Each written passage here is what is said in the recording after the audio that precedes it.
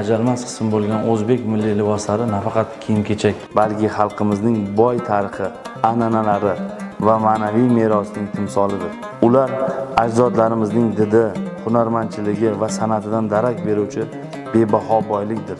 Milliy liboslarimizni kelajak avlodga yetkazish faqat modani saqlash emas, balki milliy g'ururimizni mustahkamlash, madaniyatimizni targ'ib qilish va yoshlarimizni o'z an'analariga sodiq bo'lib ulg'ayishga xizmat qiluvchi ma'naviy burchdir.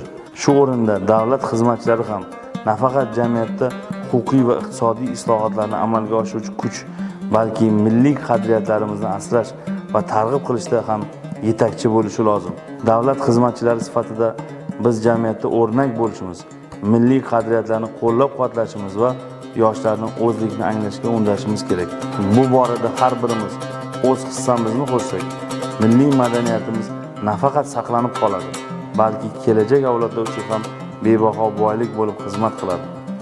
Shu boisdan mamlakatimiz bo'ylab davom etayotgan milliylikni targ'ib qiluvchi challenjga G'uzor tumanida ham start berildi. Shunday ekan, hurmatli tumandoshlar, qadrli nuroniylarimiz va aziz yoshlar, keling har birimiz milliy liboslarimizni saqlash va ulug'lashga hissa qo'shaylik.